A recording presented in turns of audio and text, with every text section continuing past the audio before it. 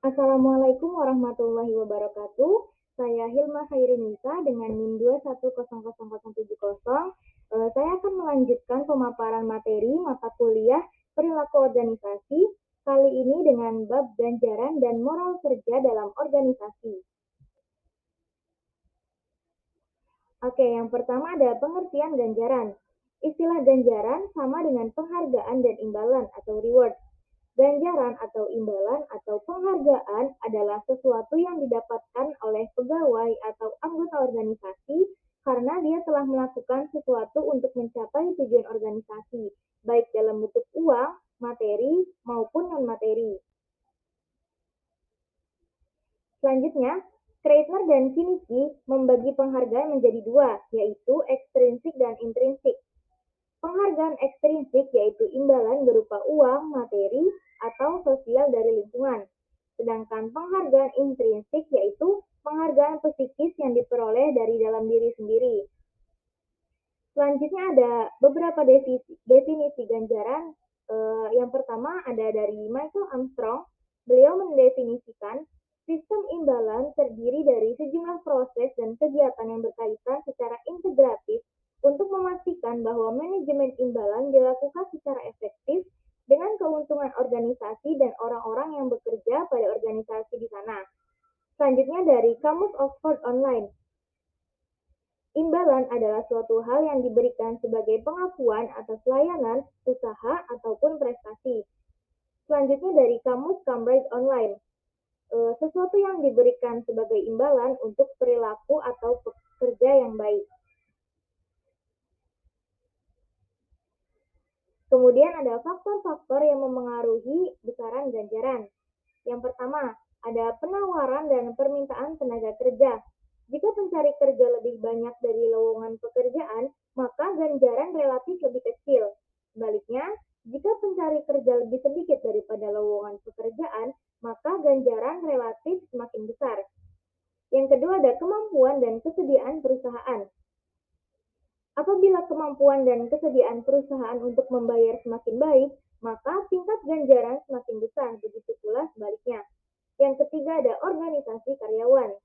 Apabila organisasi tersebut kuat dan berpengaruh, maka tingkat ganjaran yang didapatkan pun akan semakin besar. Yang keempat ada produktivitas kerja karyawan. Jika produktivitas karyawan baik dan banyak, maka ganjaran yang didapatkan akan semakin besar. Yang kelima ada pemerintah dengan undang-undang keputusan presidennya. Pemerintah dengan undang-undang dan keputusan presiden menetapkan besarnya batas upah jasa minimum. Peraturan pemerintah ini sangat penting supaya pengusaha tidak sewenang-wenang menetapkan besarnya balas jasa bagi karyawannya. Yang keenam ada biaya hidup. Apabila biaya hidup di daerah tersebut tinggi, maka tingkat ganjaran yang didapatkan pun semakin besar. Begitu pula sebaliknya. Yang ketujuh ada posisi jabatan karyawan. Karyawan yang menduduki jabatan lebih tinggi akan menerima gaji lebih besar dan sebaliknya. Hal ini wajar karena seseorang yang mendapat kewenangan dan tanggung jawab yang besar harus juga mendapatkan gaji yang lebih besar. Selanjutnya yang ke-9 ada yang ke-8. Yang ke-8 ada pendidikan dan pengalaman karyawan. Jika pendidikan karyawan lebih tinggi dan pengalaman kerjanya lebih lama, maka gaji akan semakin besar karena kecakapan serta keterampilannya lebih baik. Yang ke-9 ada kondisi dan perekonomian nasional. Apabila kondisi perekonomian nasional sedang maju, maka tingkat upah akan semakin besar karena akan mendekati kondisi full employment. Yang ke-10 ada jenis dan sifat pekerjaan. Jika jenis dan sifat pekerjaan yang sulit dan mempunyai risiko yang besar, maka tingkat upah yang akan didapatkan pun akan semakin besar pula. Selanjutnya ada tujuan pemberian ganjaran. Yang pertama ada ikatan kerjasama. Dengan pemberian ganjaran, terjalinlah ikatan kerjasama antar majikan dan karyawan. Karyawan harus mengerjakan tugasnya dengan baik, sedangkan majikan wajib membayar ganjaran yang sudah disepakati. Kemudian ada kepuasan kerja. Dengan balas jasa karyawan akan dapat memenuhi kebutuhan fisik. status sosial, dan egoistiknya, sehingga memperoleh kepuasan kerja dari jabatannya. Yang ketiga ada pengadaan efektif.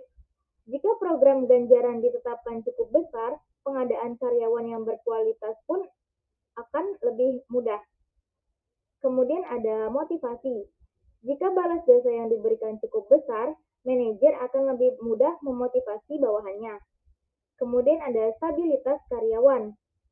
Dengan program ganjaran atas prinsip adil dan layak, serta eksternal konsistensi yang kompetitif, maka stabilitas karyawan lebih terjamin karena terjadinya kemunduran perusahaan relatif kecil. Selanjutnya, disiplin. Dengan pemberian balas jasa yang sesuai, maka disiplin karyawan semakin baik. Mereka akan menyadari dan menaati peraturan yang berlaku. Kemudian, pengaruh serikat buruh. Dengan adanya program ganjaran yang baik, pengaruh serikat buruh dapat dihindarkan dan karyawan akan berkonsistensi pada pekerjaannya. Kemudian ada pengaruh pemerintah. Jika program ganjaran sesuai dengan undang-undang perburuhan yang berlaku, maka intervensi pemerintah dapat dihindarkan. Yang selanjutnya ada hubungan ganjaran dengan kinerja. Suatu hubungan antara kinerja dan ganjaran sangat kuat dan saling mempengaruhi jika termotivasi secara maksimal. Ganjaran dalam organisasi harus dapat menjawab pertanyaan apa yang mendorong seseorang dalam bekerja dan mengapa ada orang yang bekerja keras sedangkan orang lain bekerjanya biasa-biasa saja.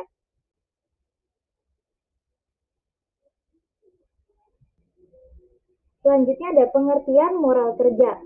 Moral kerja atau dalam bahasa Inggris disebut moral employ memiliki makna sikap anggota organisasi atau pegawai terhadap kondisi yang ada dalam organisasi. Moral kerja dalam kajian perilaku organisasi adalah semangat. Semangat kerja dalam organisasi merupakan suatu kondisi yang dapat berubah seiring dengan perkembangan kondisi organisasi yang dipersepsi oleh anggotanya. Selanjutnya, pandangan Drake dan Cousins. Moral adalah sikap pegawai terhadap organisasi yang mempekerjakan mereka atau berdasarkan faktor-faktor khusus terkait dengan pekerjaan seperti supervise, rekan kerja, dan insentif keuangan. Moral ini dapat dideskripsikan sebagai individu atau kelompok di mana pegawai menjadi bagian dari kelompok tersebut. Jadi, moral kerja berkembang secara dinamis sesuai dengan persepsi pegawai terhadap organisasinya, khususnya terkait dengan persepsi pegawai terhadap kenyamanan menjadi anggota organisasi dilihat dari kesejahteraan, kemauan bekerja secara sukarela, dan manajemen organisasi secara keseluruhan.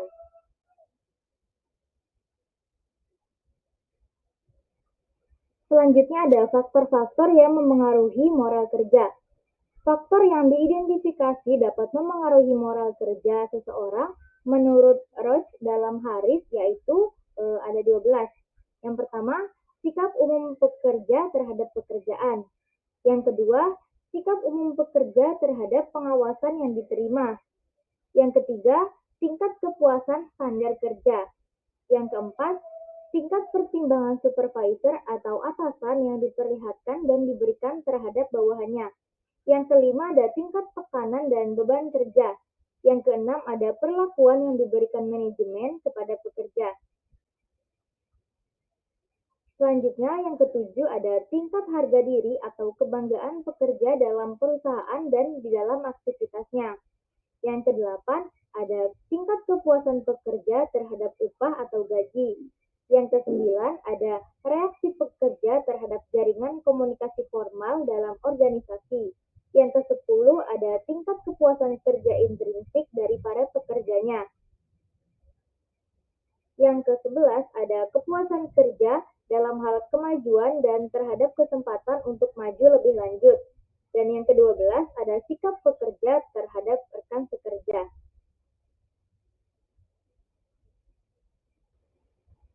Selanjutnya ada hubungan moral kerja dengan produktivitas kerja.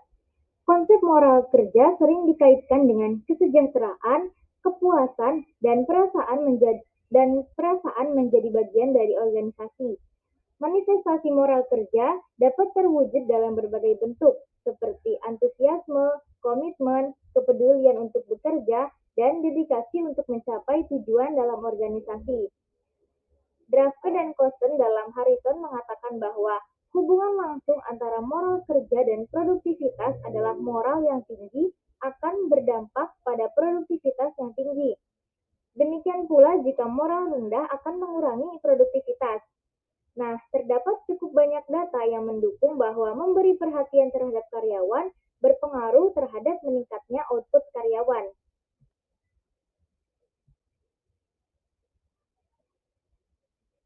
Sekian materi yang dapat saya sampaikan. Kurang dan lebihnya mohon maaf. Wassalamualaikum warahmatullahi wabarakatuh.